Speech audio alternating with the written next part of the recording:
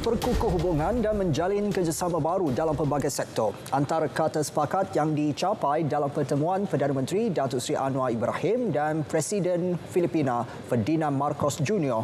di Manila. Memaklumkannya dalam kenyataan bersama petang tadi, Perdana Menteri berkata tumpuan diberikan kepada industri halal, keterjaminan makanan dan ekonomi digital.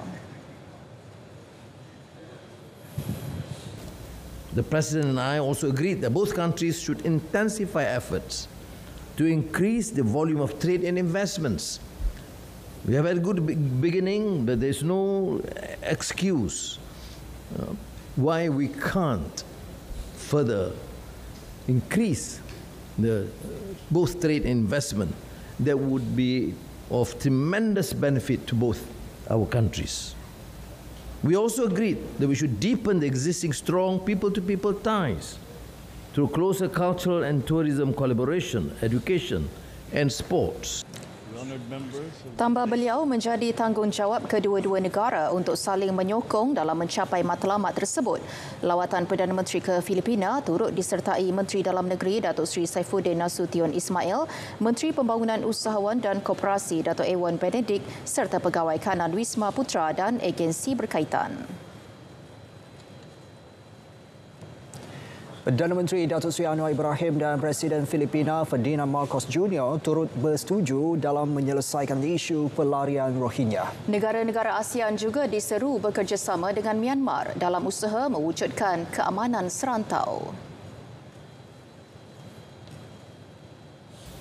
The President, in his wisdom, has reiterated the need for the 5-point consensus, but I would certainly suggest, with his experience and wisdom, to explore new areas how the Myanmar junta can be persuaded to work and collaborate as a team within ASEAN and resolve the outstanding issues which cannot be considered as purely internal, because it's affecting the security and welfare of the region. Tambah beliau lagi, terdapat lebih 200,000 pelarian Rohingya di Malaysia ketika ini. Malaysia juga komited dalam memainkan peranan penting menjayakan usaha damai di Mindanao. Bantuan akan terus disalurkan menerusi program kerjasama teknikal Malaysia MTCP. Malaysia will also continue to offer assistance to the Bangsa Moro people through various capacity building programs, including through our Malaysia Technical Cooperation Program.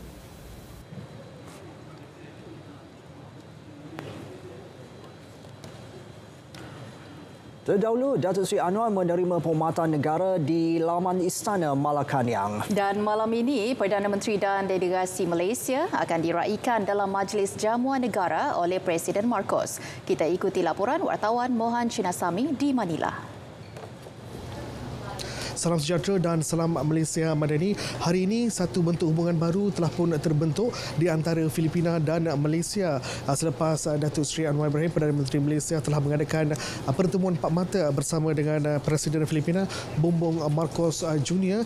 di Istana Presiden atau lebih dikenali sebagai Malacañang pada sekitar petang tadi, dan pertemuan mereka sekitar 1 jam tadi telah membincangkan pelbagai aspek, dan mungkin saya boleh kongsikan intipati yang telah mereka berdua telah kongsikan dalam sidang media sebentar tadi, iaitu sidang media yang telah disiarkan di RTM secara langsung.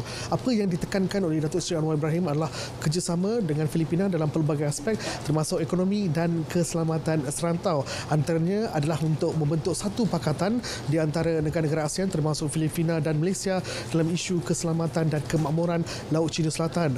Pada masa sama, Presiden Filipina pula iaitu Marcos Jr. telah menyatakan bahawa kesediaan kesediaan untuk bekerjasama dengan Malaysia dalam pelbagai aspek. Walaupun kerjasama yang sedia ada sudah mencukupi, namun mereka sedang mencari satu hala tuju yang baru dalam membentuk satu pakatan yang terbaik di antara Malaysia dan juga negara-negara ASEAN termasuk Filipina dalam membentuk sebuah blok yang betul-betul kuat ataupun kukuh dari aspek ekonomi dan pelaburan. Jadi ini merupakan antara perkara-perkara yang telah dibincangkan dalam pertemuan empat mata antara dua pemimpin.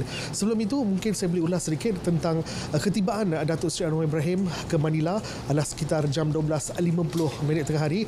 Beliau telah diiringi oleh isterinya Datuk Seri Dr. Wan Azizah dan disambut oleh Menteri Dalam Negeri Datuk Seri Saifuddin Nasution, Menteri Pembangunan Usahawan dan Koperasi Datuk Yvonne Benedict dan Menteri Luar Negeri Datuk Seri Dr. Zamri Abdul Kadir. Dan pada masa sama, beberapa program juga akan diadakan selepas jam 8 malam, antaranya ialah jamuan negara ataupun jamuan makan malam yang dianjurkan oleh Presiden Filipina sendiri bagi menyambut ketibaan Perdana Menteri Malaysia Datuk Seri Anwar Ibrahim. Baik, itu merupakan antara rangkuman yang saya boleh kongsikan kepada anda. Kita kembali ke studio. Mohon terima kasih. Yang di-Pertuan Agong Sultan Abdullah Riayatuddin Mustafa Billah Shah berangkat mengunjungi Presiden Emirat Arab Bersatu UAE Sheikh Mohammed bin Zayed Al Nahyan di Qasr Al-Bah, Abu Dhabi.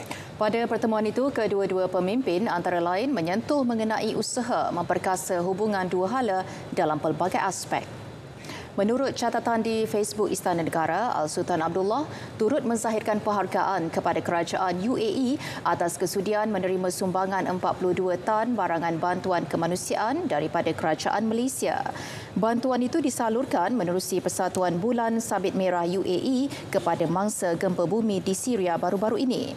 Pada pertemuan itu, Al-Sultan Abdullah diiringi pemangku Raja Pahang, Tengku Hassan Al-Ibrahim Alam Shah dan Tengku Arif Bendahara Tengku Muhammad Iskandar Riayatuddin Shah. Pertemuan itu disusuli dengan majlis santapan malam di Qasr Al-Shati, Abu Dhabi. Seri Paduka berada di UAE bagi lawatan khas selama 7 hari hingga hari ini. Raja Permaisuri Agong Tunku Haja Azizah Aminah Maimunah Iskandaria turut berangkat mengiringi Al-Sultan Abdullah dalam lawatan itu.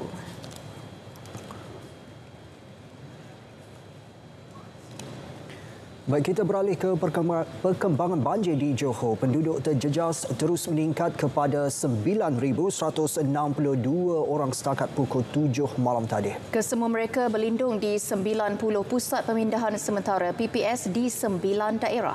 Yang menerusi kenyataan Jawatankuasa Pengurusan Bencana Negeri, 9 daerah terjejas ialah Segamat, Mersing, Keluang, Kota Tinggi, Johor Bahru, Pontian, Kulai, Muar dan Tangkap. 15 sungai pula merekodkan aras bahaya melibatkan 4 sungai di Segamat, 3 di Tangkap, 4 di Kulai serta masing-masing 1 di Batu Pahat, Keluang, Johor Bahru dan Kota Tinggi.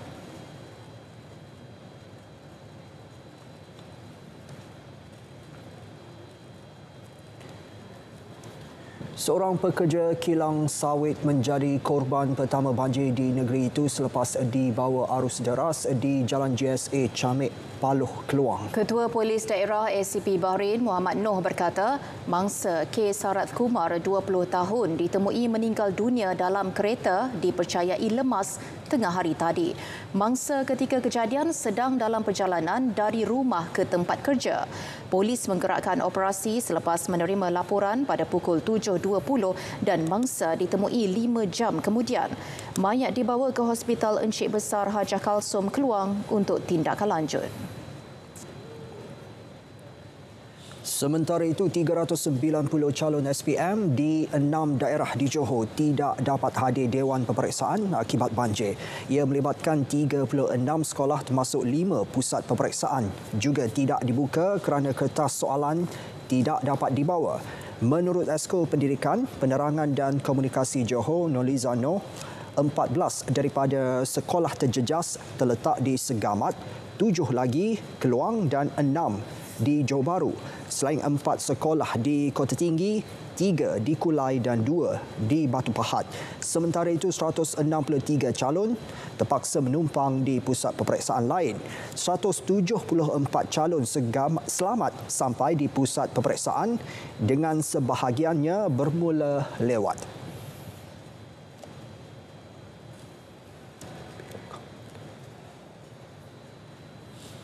Angkatan Tentera Malaysia ATM akan membina Jambatan Bailey Compact sebagai jambatan sementara di Felda Selancar Rompin yang terputus hubungan apabila jalan utama ke kawasan itu runtuh akibat limpahan air deras. Menurut Timbalan Perdana Menteri Datuk Seri Dr. Ahmad Zahid Hamidi, usaha pembinaan jambatan sementara itu akan diselaras Agensi Perusahaan Bencana Negara (NAKMA) dengan kerjasama Jabatan Kerja Raya JKR. Hakisan yang sangat berat di mana jalan utama ke Segamat telah terputus sepenuhnya. Apa yang kami akan lakukan ialah pembinaan jambatan Bailey yang akan dibekalkan oleh NADMA dan koordinasi telah dilakukan dengan pihak JKR negeri dan pemasangannya akan dilakukan oleh Jurutera Angkatan Tentera Malaysia. Saya telah menghubungi Parlimen Tentera Darat untuk memobilisasikan Jurutera dan yang paling penting ialah Bailey Bridge ini akan dipasang sebaik saja ianya sampai dan pemasangan akan mengambil masa antara 48 jam hingga 32 jam. Namun ini sekurang-kurangnya akan dapat membantu penduduk di sini untuk terus melakukan urusan perjalanan. Datuk Seri Dr. Ahmad Zahid melawat lokasi kejadian kira-kira pukul 4 petang tadi. Tambah beliau, selain pelajar SPM yang terkandas, seorang pelajar atau seorang pesakit dialisis yang sedang diusahakan untuk mendapatkan rawatan. Manakala seorang ibu yang bersalin telah dibawa ke hospital berdekatan. Baik, susulan banjir di Johor dan Pahang selepas hujan lebat sejak beberapa hari lalu, Kementerian Perdagangan Dalam Negeri dan Kos Sara Hidup KPDN akan segera menghantar bantuan food bank kepada penduduk di negeri terjejas banjir terutama di Johor.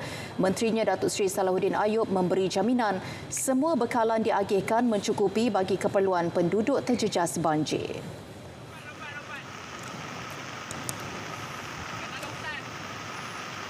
Kita sentiasa akan berhubung dengan pihak polis dan bilik operasi banjir supaya kita dapat menghantar barangan melalui food bank ini ke tempat yang diarahkan oleh pihak polis ataupun pusat operasi banjir. Itu yang penting. Tapi yang kita akan fokus adalah makanan sedia masak lah. Mungkin kita akan edarkan dulu di pusat-pusat pembinaan banjir dan KPDN akan memfokuskan barangan kering. Beliau ditemui selepas merasmikan menu rahmah peringkat negeri di restoran Infak Wakaf Tok Pelam, Kuala Terengganu. Bantuan pembaikan rumah BPR dengan had nilai maksimum sehingga RM5,000 antara 3 jenis bantuan yang layak diterima penduduk akibat bencana alam seperti banjir. Timbalan Menteri di Jabatan Perdana Menteri, Hal Ehwal Sabah Sarawak dan Tugas-Tugas Khas, Datuk Wilson Ugat Kumbung berkata bantuan itu layak diterima setiap ketua isi rumah setelah penilaian dibuat pihak pejabat daerah.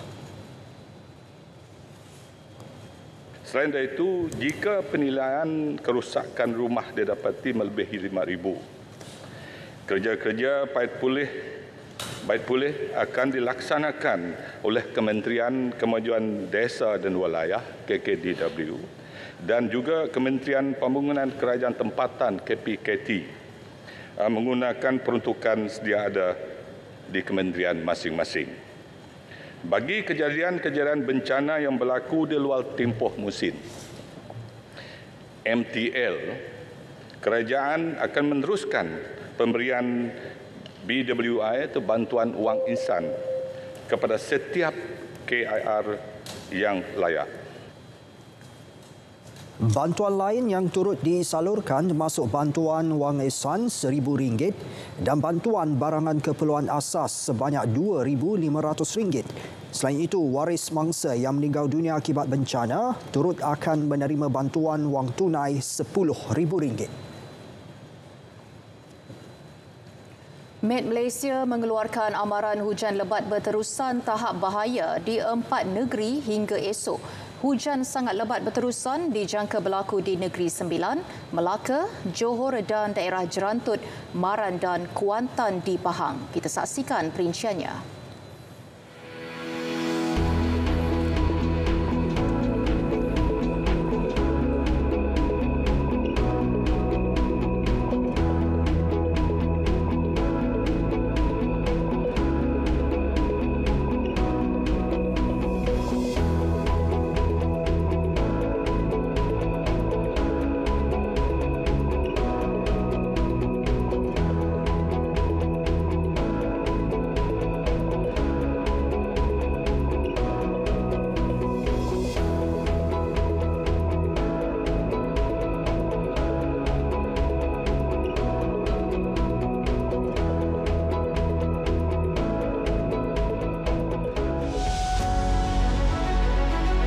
Pendigitalan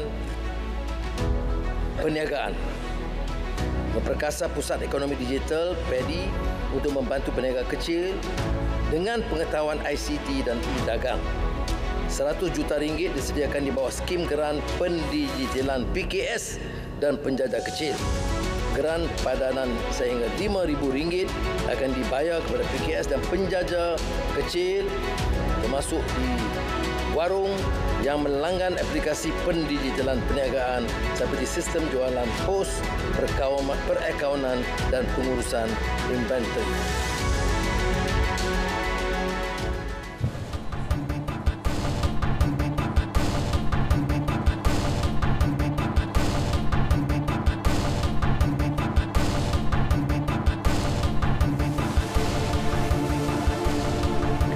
Industri perabot negara mencatatkan nilai ekspor sebanyak RM11.5 bilion tahun lalu, seterusnya kekal sebagai pengeksport global ke lebih 160 buah negara. Justru timbalan Perdana Menteri yang juga Menteri Peladangan dan Komoditi, Datuk Seri Fadillah Yusof, optimis reputasi industri perabot negara akan terus cemerlang dan mampu mencatatkan jualan tertinggi hasil penganjuran Pameran Perabot Antarabangsa Malaysia MIFF 2023 yang bermula hari ini. For MIFF 2023, I have been made to understand that the expected sales generated during this fair could reach up to RM4.88 billion. This is the most inspiring target, and I hope it will be realized. According to the Global Industry Insights Incorporated report in September 2021, the global wooden furniture market is expected to reach USD 550 billion by 2027. Beliau menyatakannya semasa berucap pada majlis perasmian acara MIFF 2023 di Ibu Negara. Kerajaan akan menumpukan perbelanjaan projek pembangunan dengan lebih berhemah dan mengikut jadual perancangan yang ditetapkan. Menteri Ekonomi Rafizi Ramli berkata sekiranya projek tersebut dilaksana dengan peruntukan diberi tanpa kenaikan kos dari setahun ke setahun, keperluan perbelanjaan negara akan berkurangan. Kerana itu membantu kerajaan dari segi keperluan hasil. Sebab itu dalam tempoh 12-15 bulan ini tidak ada keperluan untuk cukai baru, tidak perlu kita lihat kepada GST dan sebagainya, kerana sebenarnya dengan kita mengatur pelaksanaan projek kita dengan lebih baik, itu sebenarnya akan membantu menambah hasil kerajaan. Beliau berkata demikian dalam acara HSBC Asian Business Forum di Ibu Negara. Menurut beliau lagi, cukai barang dan perkhidmatan GST perlu dilihat sebagai mekanisme pungutan cukai yang lebih baik dan bukan mekanisme untuk mengutip cukai lebih tinggi. Lembaga Tabung Haji TH akan mengumumkan agihan keuntungan tahun 2022 pada awal suku kedua tahun ini setelah kedudukan keuangannya selesai diaudit dan diluluskan. Sebelum ini, agihan keuntungan dilaksanakan pada suku pertama tahunan berdasarkan kedudukan keuangan awal. Menerusi kenyataan, TH menjelaskan keputusan mengambil kira saranan penambahbaikan serta maklum balas Suruhanjaya Siasatan Diraja RCI. Ia juga selaras usaha TH memperkukuh operasi, pengurusan dan tadbir urus institusi haji negara. TH juga komited memberi agihan keuntungan mampan dan stabil selari mandatnya mengurus simpanan umat Islam Malaysia bagi menyempurnakan rukun Islam kelima, ibadah haji. Baik, seperti biasa, setiap Rabu kita ikuti harga runcit petrol dan diesel mingguan berkuat kuasa tengah malam ini sehingga 8 Mac 2023.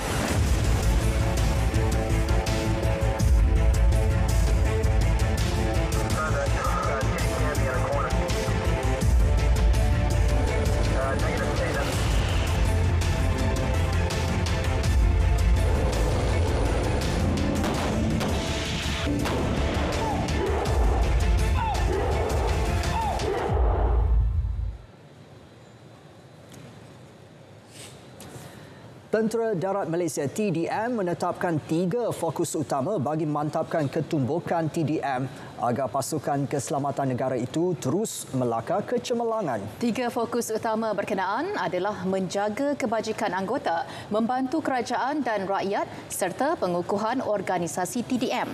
Panglima Tentera Darat Jeneral Tan Sri Zamrus Muhammad Zain berkata, agenda berkenaan adalah untuk meningkatkan kesejahteraan dan kebajikan warga TDM agar warganya mampu kekal memberi sepenuh tumpuan terhadap tanggungjawab yang diamanahkan.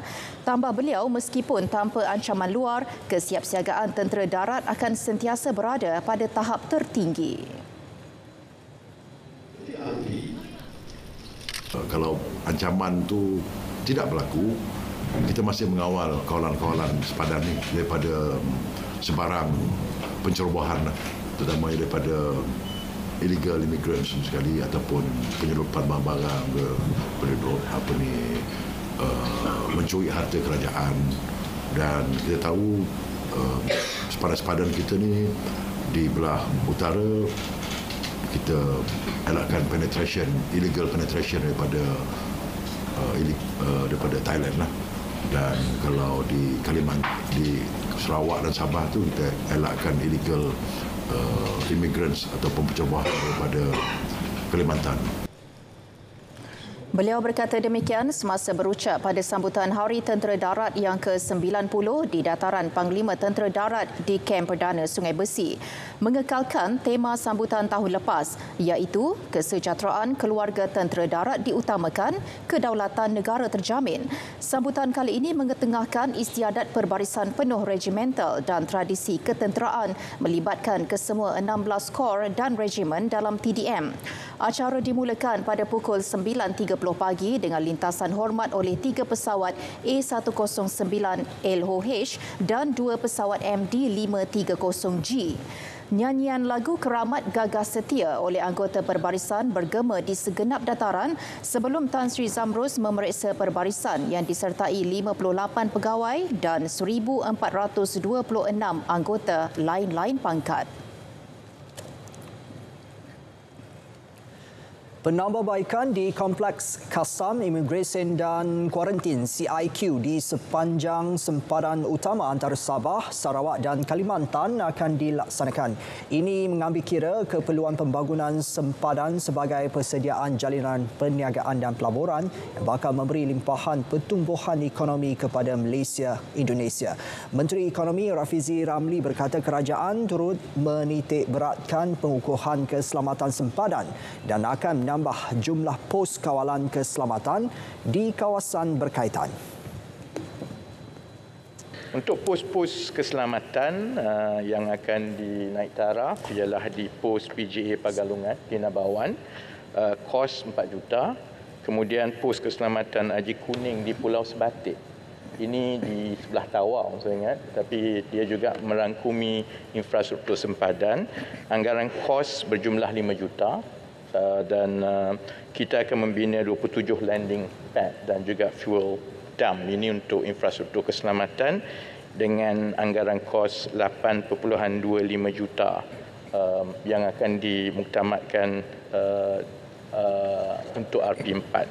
Jadi insya-Allah dengan perancangan projek begini dan juga tambahan yang telah diumumkan, kita berharap penyediaan infrastruktur ini akan membolehkan limpahan daripada pertumbuhan ekonomi itu dan ketersambungan itu akan memberi manfaat kepada penduduk di sepanjang sempadan Sabah apabila Ibu Kota Nusantara mula beroperasi kelak. Terima kasih. Setakat ini peruntukan pembinaan CIQ di Serujung telah diluluskan dan akan dilaksana dengan kos RM819 juta.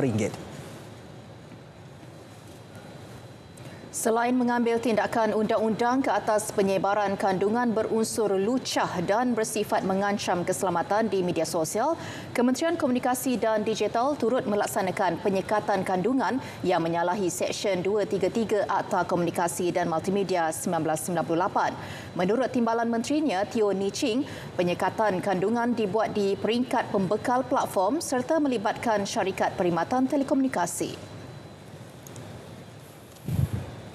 Apabila kita terima sebarang aduan di mana kandungan itu memang bersifat lucah, kami juga akan menghubungi platform provider untuk pastikan kandungan itu akan dipadamkan. Pada masa yang sama, kami juga bekerjasama dengan syarikat telco untuk pastikan bahawa kandungan yang sifat meragukan tidak akan dihantar keluar. Bermula 2021 sehinggalah 2022, sebanyak 581 juta SMS yang meragukan telah disekap oleh sebab bukan sahaja bersifat lucah, tetapi banyak lagi sepertilah penipuan dan sebagainya.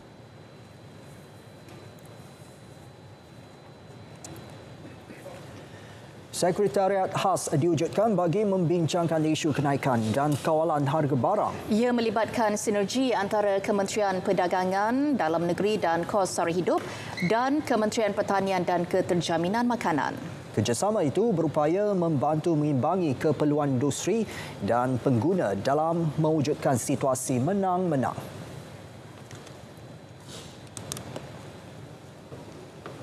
Kedua-dua sekretariat ini bertanggungjawab untuk berbincang, memastikan bahawa harga itu dapat kita kawal. Kerana kita, seperti saya katakan tadi, dia ada banyak faktor-faktor luaran, seperti makanan haiwan. Dia jadi penentu kepada harga daging itu sendiri. Jadi KPDN, kita di hujung supply chain. We are at the end of the supply chain dengan izin Datuk Yang di-Pertua. Jadi namun begitu, kami bertanggungjawab terhadap pengguna. Jadi kami akan sentiasa menjaga kepentingan pengguna, di masa yang sama pihak MAF menjaga kepentingan industri. Jadi kita nak menang-menang di dalam keadaan ini dan kita cuba balance atau mengimbangi di antara keperluan industri serta juga keperluan pengguna. Setakat ini terdapat 10 barangan disenaraikan sebagai harga kawalan dengan 6 daripadanya bersubsidi.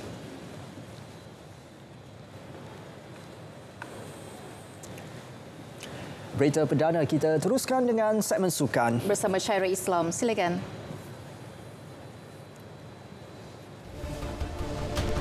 Media Spanyol lapor rundingan masih berlangsung. Kelab TNB cipta rekod jaringan terbanyak liga ketika ini.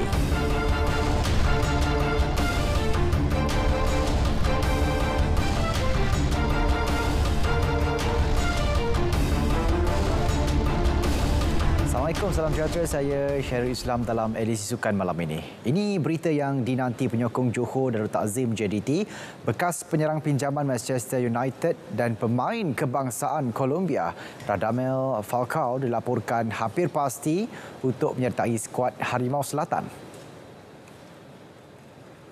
Menurut laporan akhbar Spanyol, Marca, Falcao yang masih mempunyai kontrak bersama Rayo Vallecano sehingga Jun ini sedang menilai tawaran untuk menandatangani kontrak bersama JDT.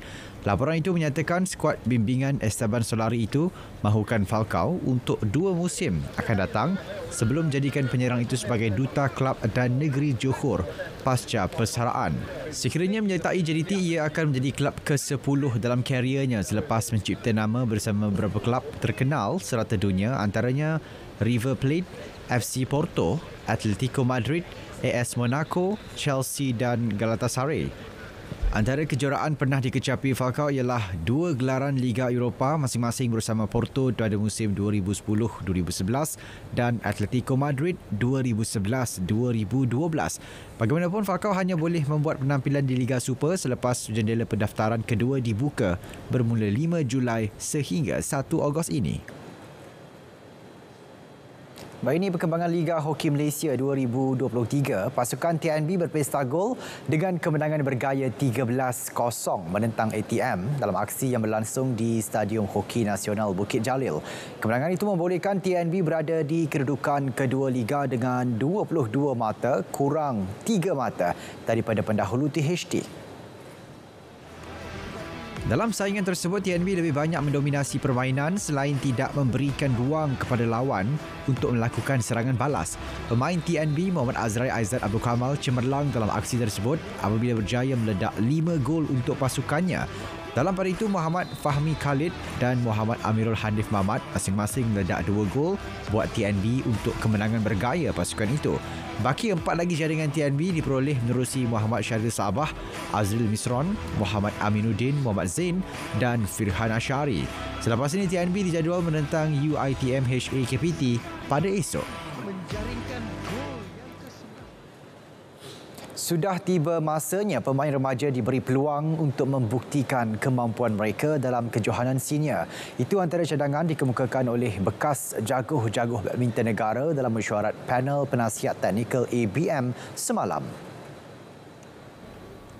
Menurut Ketua Pegawai Eksekutif Akademi Badminton Malaysia ABM, Michelle Chai, langkah itu sangat penting untuk membantu pemain remaja merasai pengalaman bermain pada peringkat tertinggi. Ia juga telah diamalkan oleh beberapa negara lain yang menghantar pemain muda mereka menyertai kejohanan besar. Menurut Michelle, beliau akan berbincang lebih lanjut dengan Ketua Jurulatih Perseorangan Remaja Datuk Misbun Siddiq dan Pengendali Beregu Remaja Raksi Mainaki mengenai bagaimana mereka boleh menerapkan idea itu dalam perancangan mereka. Dalam masa sama, ABM juga terbuka kepada idea untuk menjemput pemain remaja berbakat yang ditemukan dalam kejohanan tempatan untuk berlatih bersama di Bukit Kiara bagi memberi mereka pengalaman bersama kem kebangsaan. Dalam pada itu, bekas pemain badminton perseorangan lelaki kebangsaan Ong Yu Hock mencadangkan ABM untuk memperluaskan program pencarian bakat baharu selain tidak tertumpu kepada pemain yang menyerlah di peringkat remaja. Ini adalah satu langkah yang kita nampak kita harus bekerjasama dengan BAM, dengan klub-klub private atau dengan ex-player. So apa yang kita perlu itu ialah kita kena together. Dan kita untuk memanfaatkan untuk negara kita punya badminton, bukan untuk masing-masing, untuk saya punya, you punya, itu kita kepentingan untuk negara. Yang sebab kita buat klub ini pun untuk negara. Kan, untuk mungkin kemungkinannya kita ada sendiri private punya club, mungkin ada national team, mungkin ada macam company, kan. So you tengok daripada segi lain-lain punya negara pun sama juga. Macam dapat Taiwan dia ada own club, Indonesia pun ada own club, semua ada own club sebab you banyakkan club dengan association dan you punya player pool banyak. So kalau player punya pool banyak, itu result pun mungkin lagi bagus. Beliau ditemui media selepas majlis pelancaran kejohanan badminton Ong Yu Hock di Kuala Lumpur hari ini. Baik, menjelang Sukan SEA 2023 di Kemboja pada Mei ini, pengurus setiap pasukan digesa mengisytihar status kesihatan lengkap semua atlet ke tamasya itu sebagai langkah mengelakkan isu doping. Ketua Kontingen Negara ke tamasya edisi ke-32 itu, Datuk Muhammad Yasir Ali berkata, pihak pengurusan bimbang sekiranya ada dalam kalangan atlet yang mempunyai asma dikategori gagal ujian doping akibat pengambilan ubatan tertentu. Pertama sekali, atlet-atlet tersebut harus mereka akan dibuat pemeriksaan perubatan sebelum mereka pergi, setiap atlet, dan mereka harus memberitahu kedudukan mereka, sama ada mereka ada asma ke, ada sikit lain-lain hal berkaitan kesihatan. Dengan itu, maka pihak ISN akan membuat persiapan tertentu. Beliau memaklumkan perkara berkenaan selepas mesyuarat pengurus pasukan ke tamasya Sukan SEA ke-32 di Wisma Majlis Olimpik Malaysia. Tambah beliau lagi, pihak Institut Sukan Negara ISN akan menambah kekitangan perubatan dan ahli psikologi bagi membantu kelancaran kontingen negara beraksi pada tamasya berkenaan. Sukan SEA 2023 dijadualkan bermula pada 5 hingga 17 Mei depan dengan sebahagian besar acara sukan bakal dilangsungkan di Bandaraya Phnom Penh. Baik, bagi memeriahkan lagi saingan Liga Malaysia musim ini, 4 negeri menjadi lokasi perintis program tayangan skrin besar sempena perlawanan Liga Super 2023 hasil kerjasama antara Kementerian Belia dan Sukan KBS dan Liga Bola Sepak Malaysia MFL. Penganjuran program skrin besar di Terengganu, Pulau Pinang, Negeri Sembilan dan Kedah dipilih susulan sambutan hangat masyarakat setempat semasa perlawanan bola sepak Piala Persekutuan Bola Sepak ASEAN AFF 2022 dan Piala Dunia Hoki 2023 baru-baru ini. Bulan Mac kita hanya buat 4 kerana kita ada sidang parlimen yang sedang berjalan. Jadi KBS agak sibuk bulan ini, tetapi kita usahakan yang terbaik. Jadi dalam bulan-bulan yang akan datang kita juga kena tengok bulan Ramadan, Hari Raya. Kita akan menilai, kita bincang bersama lokasi ini KBS dengan MFL. Ini di peringkat percubaan, permulaan dia mungkin besok bukan 4 lagi, mungkin 8 yang dibuat oleh KBS. Jadi KBS ni sebenarnya untuk menarik rakyat dan penyokong bola sepak, memberi peluang dan ruang untuk mereka-mereka. Dengan lebih 16 juta rakyat negara ini adalah peminat bola sepak, ia pasti akan menjadi salah satu medium baharu dalam mempromosi dan menarik lebih ramai rakyat negara ini untuk menyokong klub-klub Liga Malaysia.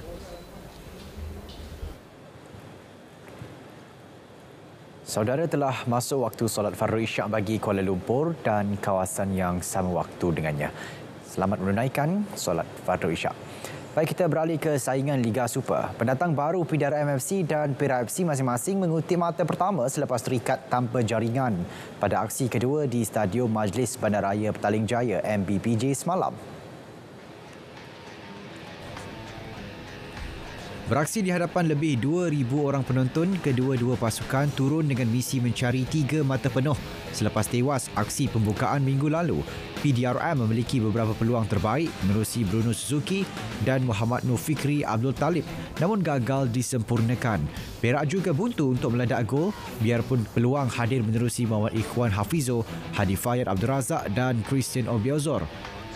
Memasuki minit-minit terakhir perlawanan, hujan lebat semakin menyukarkan kedua-dua pasukan untuk menggandakan serangan dan keputusan 0-0 kekal sehingga whistle penamat. Keputusan itu meletakkan Perak di tangga ke-10 manakala PDRM di kedudukan ke-11 Liga. Bagi jurulatih Perak FC, Datuk Lim Tiong Kim, beliau tetap berpuas hati dengan keputusan tersebut selain perlu berusaha mendapatkan 3 mata bagi aksi seterusnya. Tetapi dengan persembahan pemain-pemain yang bermain malam ini, memang saya boleh kata baguslah. Saja tak boleh skor lah. Itu saja. Peluang sudah ada tapi tak ada penyudahan. Itu yang masalah kami. Jurulatih PDRM Azmi Aziz turut akui keputusan seri itu memberikan sedikit motivasi buat pasukannya bagi meneruskan kempen Liga Super musim ini. Alhamdulillah players lebih alert dan kita datang dengan strategi berbeza bila main dengan Perak yang diorang more direct, kita kena high press juga. So Alhamdulillah satu poin pada saya hari ini kita berbuat hati sangat-sangat. Faris, delivery yang baik Faris kena pos. Bahaya kedudukan Christian. Perkembangan sukan luar negara kita mulakan dengan saingan Piala FA Inggeris. Manchester City mudah melakar kemenangan 3-0 menentang Bristol City. Kemenangan itu sekaligus membolehkan The Citizens melangkah ke peringkat suku akhir kejohanan. Dalam saingan tersebut, City tidak berdepan masalah untuk menguasai perlawanan di Ashton Gate. City mendahului permainan pada minit ke-7 selepas Phil Foden menyempurnakan hantaran lintang Riyad Mahrez. Foden menambah jaringan pada minit ke-74 hasil umpanan Julian Alvarez menewaskan Max O'Leary dengan tindakan penyudah yang tepat. Kevin De Bruyne turut menyumbang gol pada minit ke-81 buat juara 6 kali Piala FA itu dengan rembatan jarak jauh untuk memastikan kemenangan selesa 3-0. Pemain bintang Portugal Cristiano Ronaldo terus mencipta nama di Arab Saudi. Terbaru penyelang Al-Nassr itu diumum sebagai pemain terbaik Liga Saudi bagi bulan Februari. Kehadiran pemain Portugal berusia 38 tahun itu berjaya membantu kelabnya mengukuhkan cabaran untuk menamatkan penguasaan Al-Hilal sepanjang 3 tahun lalu. Ronaldo yang menyertai Al-Nassr pada penghujung tahun lalu meledak 8 gol selain membantu 2 lagi jaringan hanya dalam 4 perlawanan sepanjang Februari. Al-Nassr kini mendahului Liga Saudi dengan 43 mata, diikuti Al-Ittihad yang ketinggalan 2 mata, juara bertahan. Al-Hilal pula ketinggalan 11 mata di tangga keempat. Ronaldo memulakan sentuhan berbisanya ketika menentang Al-Fatih pada 3 Februari dengan menjaringkan gol penyamaan pada saat akhir. Pada perlawanan seterusnya, menentang Al-Wehdah, Ronaldo meneruskan amukannya apabila meledak 4 gol. Dia juga membantu kedua-dua gol ketika menewaskan Al-Ta'un 2-1, diikuti jaringan hat-trick keduanya dalam Liga Saudi ketika kemenangan 3-0 ke atas Damak. Baik, ini pula melibatkan kejohanan tenis Dubai. Pemain nombor 1 dunia Novak Djokovic berdepan dengan sengit Thomas Makhak dari Republik Czech sebelum bara ke pusingan kedua. Turun selaku pilihan utama juara Grand Slam terbuka Australia itu dilihat sedikit bergelut dengan prestasinya. Berdepan Makhak, pemain dari pusingan kelayakan Djokovic dipaksa bekerja keras sebelum menang dalam 3 set. Agak mudah menguasai set pertama untuk menang 6-3. Djokovic tumbang 3-6 di tangan Makhak di set kedua sekaligus mengheret perlawanan ke set penentuan. Set ketiga berlangsung sengit dengan kedua-dua pemain enggan mengalah sehingga ke tie break, namun pengalaman nyata menyebelahi Djokovic untuk menang 7-6. Menanti Djokovic di pusingan kedua adalah Talen Griekspoor dari Belanda.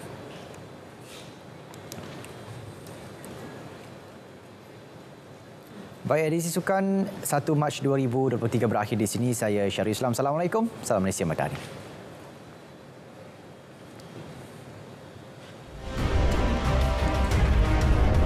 14 pasukan kini bersedia dalam memburu takhta juara Liga Super 2023.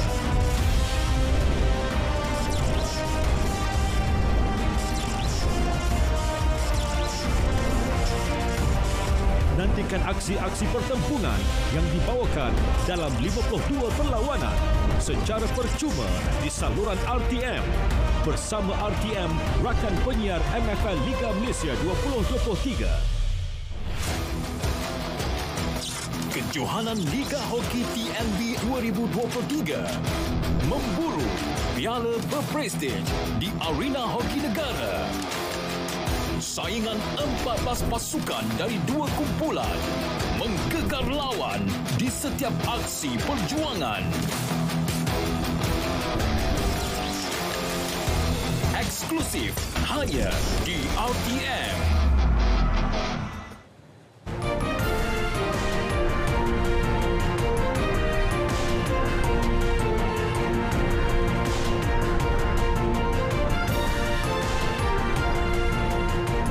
Kerjasama Indonesia-Malaysia dalam projek hidroelektrik mentarang. Juga perkembangan gempa bumi terbaru di Turki, rangkumannya dalam segmen luar negara.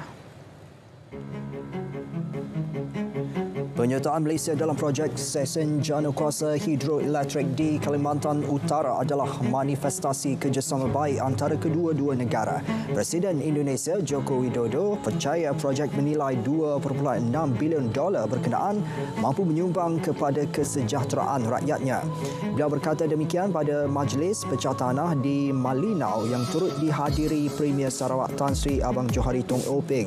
Projek hidroelektrik mentarang akan menjana 1,375 megawatt tenaga elektrik untuk zon industri Kalimantan Utara. Ia bermula suku pertama 2024 dan dijangka siap pada penghujung tahun 2029. Perkembangan gempa bumi di Malatya, Turkiye. Setakat ini 2 maut manakala 140 lagi cedera selepas gempa bumi berukuran magnitud 5.6 melanda wilayah itu pada Isnin. Menurut Pengurusan Bencana dan Kecemasan AFAD Turkiye, 40 mangsa dimasukkan ke hospital dengan 12 daripadanya dilaporkan kritikal. Angka korban keseluruhan akibat gempa bumi yang melanda Turkiye pada 6 Februari lalu kini melebihi 45,000 orang. 32 terbunuh dan lebih 80 cedera termasuk 25 kritikal selepas 2 kereta api bertembung di Greece. Kereta api itu dilaporkan membawa 250 penumpang dalam perjalanan dari Athens ke Thessaloniki. Beberapa gerabak tergelincir dari landasan dan sekurang-kurangnya 3 daripadanya terbakar.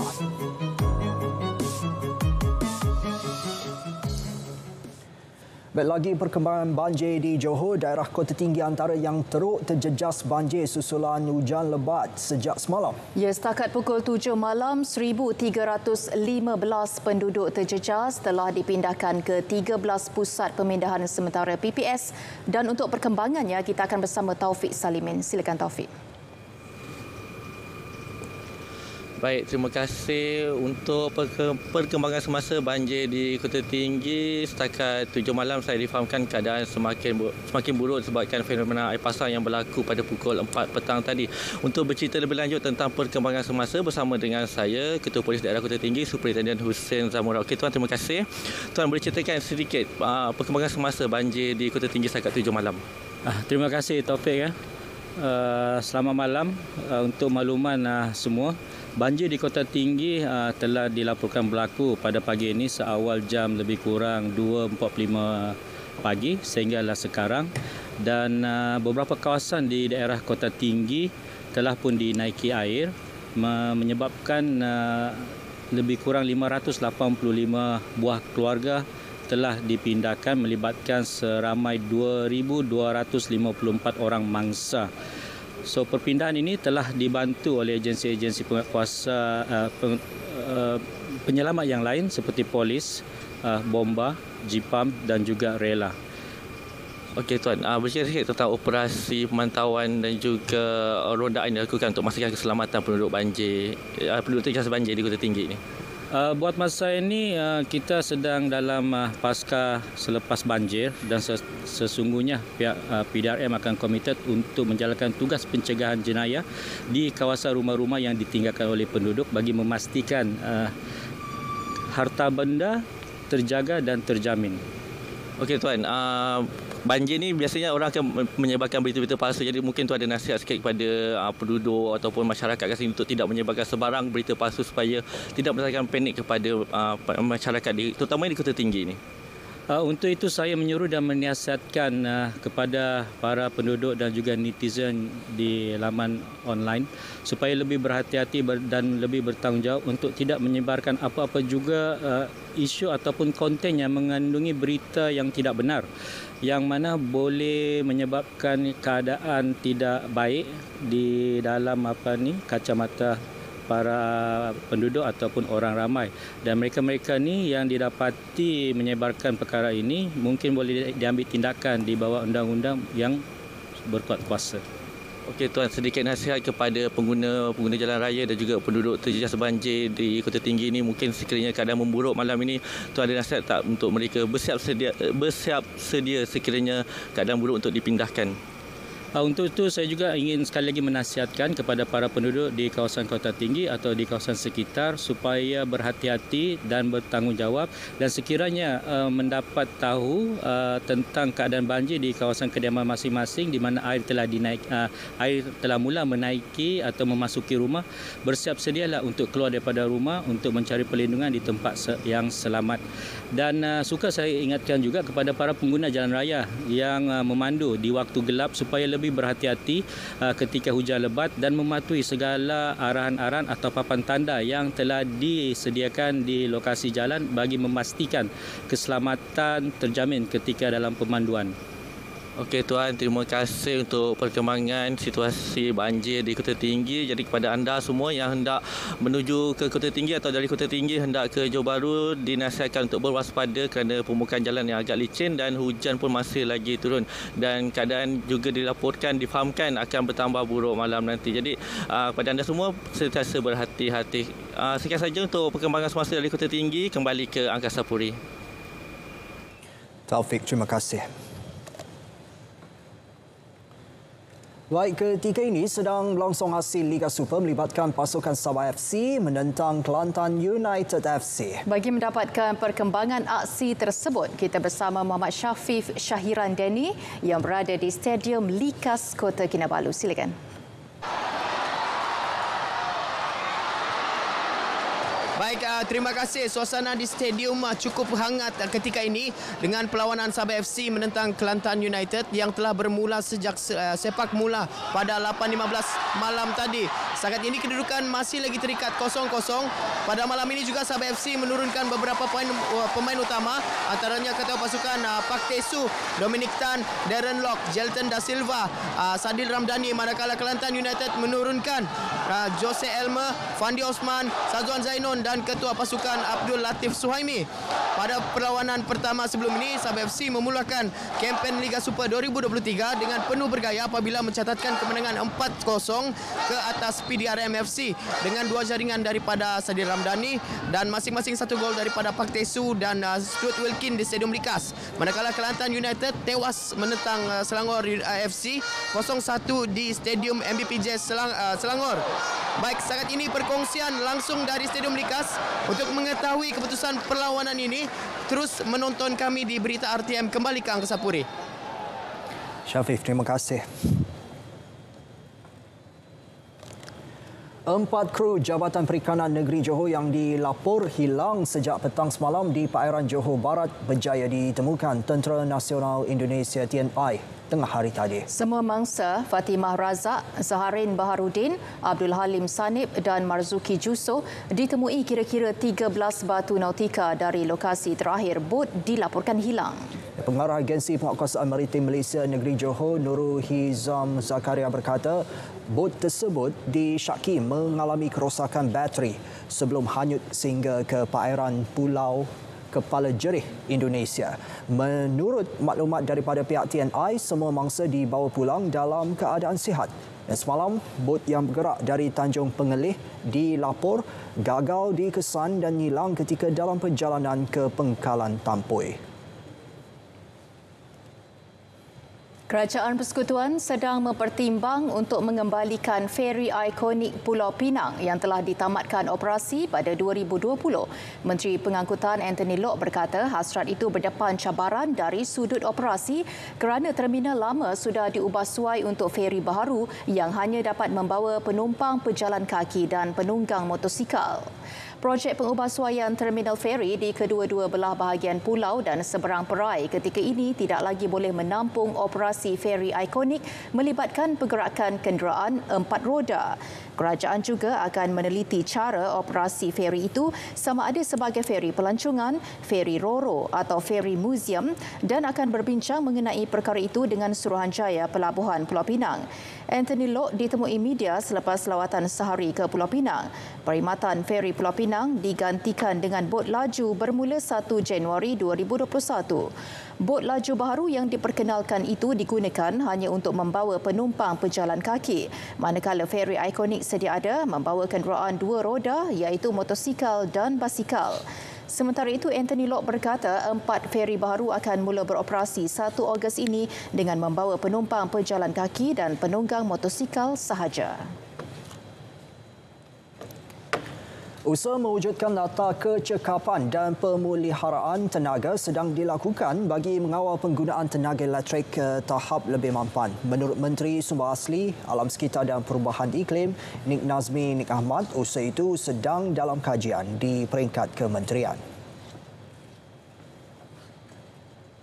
Banyak negara dah ada benda tu. Jadi dia nak lihat dari segi penggunaan peralatan dan sebagainya, dia nak tengok kecekapan penggunaan tenaga. Macam saya sebut tadi, kita tengok contoh negara Britain, demand tenaga dia telah menurun secara konsisten selama 20 tahun. Ini pasal macam-macam lah, harga tenaga menjadi lebih mahal, sana subsidi tak ada. Seterusnya alat-alat menjadi lebih cekap menggunakan tenaga. Jadi itu semua mampu menjadi, jadi kita tak payahlah nak bina lebih banyak loji jana kuasa, dan sebab itu satu kos yang besar.